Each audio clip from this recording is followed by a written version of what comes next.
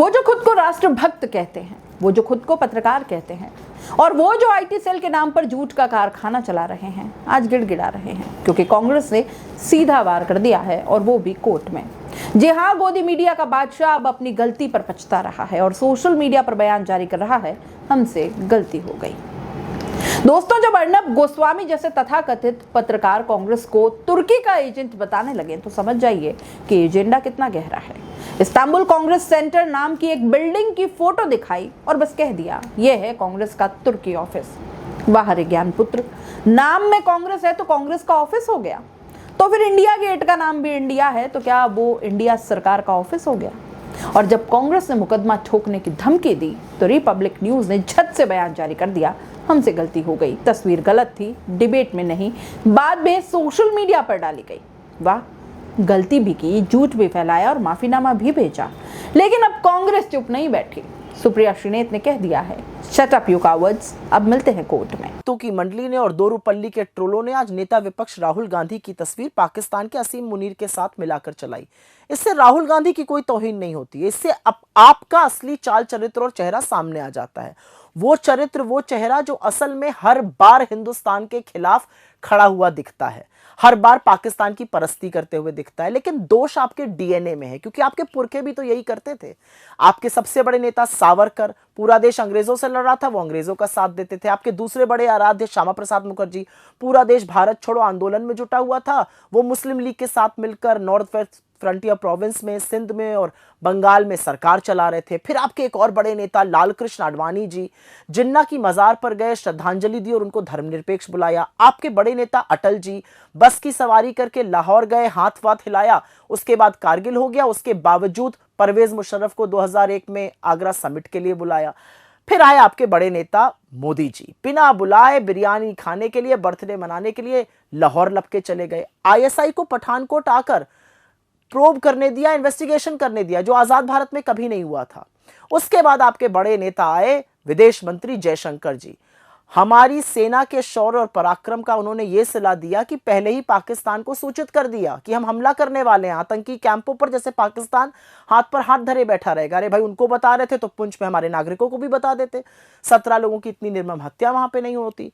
और मोदी जी, भारत की सेना पाकिस्तान को नाको चने चबवा रही है, पाकिस्तान को निस्तो नाबूद करने पे तुली हुई है। और भारत की सेना के शौर्य और पराक्रम का तो सभी को पता है, एक बार ठान लेती है तो पाकिस्तान इस विश्व के मैप से उड़ जाता। लेकिन मोदी जी अमेरिका के प्रेशर में आके सीज फायर कर लेते हैं। अरे अगर दम होता इंदिरा जी जैसे तो पाकिस्तान के 2 टुकड़े करते। लड़ाई आपको लड़नी है असल में पाकिस्तान से, बीजेपी वालों, और लड़ाई लड़ रहे हो विपक्ष से, और उस विपक्ष से जो लगातार आपका साथ दे रहा है और समय पड़ने पर वो सवाल पूछ रहा है जो इस देश हित में पूछने जरूरी हैं। और आगे बात करने से पहले एक बात बता दूं, पहलगाम के आतंकी हमले के दुर्दांत आतंकवादी अभी भी फरार हैं, अभी भी आजाद हैं। दोरूपल्ली के ट्रोलों जैसा काम करना बंद कीजिए, ये इस देश की और राष्ट्रहित की बात है। और एक बात मैं मीडिया के उन चरण चुंबकों से जरूर पूछना चाहती हूं जो मर्यादा पर ज्ञान देते थे, आज मुंह में दही क्यों जम गई, चुपचाप क्यों बैठे हैं आप? अब बात करते हैं झूठ के एक और chief manager, BJP IT cell के राजा बाबू अमित मालविया की। इनका इतिहास ही झूठ से शुरू होता है। अमित मालविया ने जो पोस्टर शेयर किया उसमें राहुल गांधी और पाकिस्तानी सेना प्रमुख असीम मुनीर को एक ही फ्रेम में दिखाया। मतलब अब नाम, शक्ल, साया कुछ भी मिले तो जोड़ दो और जनता को बेवकूफ बना दो, लेकिन खुद को राष्ट्रवादी कहो।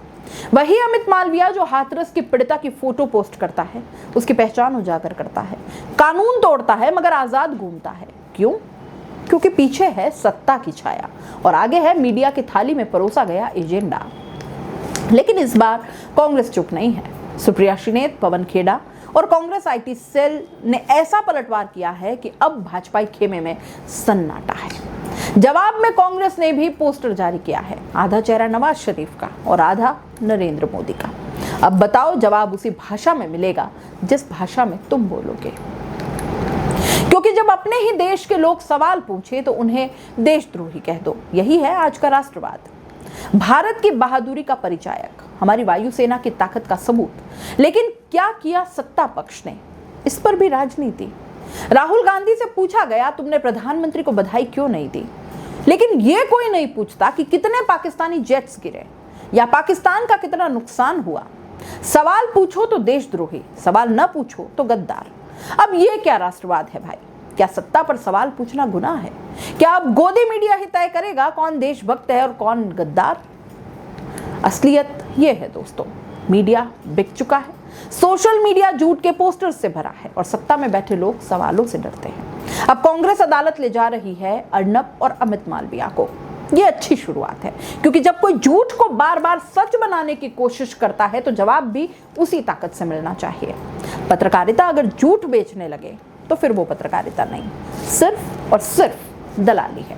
और जो सत्ता के खिलाफ सवाल उठाए उसे देशद्रोही कहने से पहले अपने गिरेबान में झांकिए, क्योंकि देश सत्ता नहीं होता, देश जनता होती है और जनता अब सब देख रही है।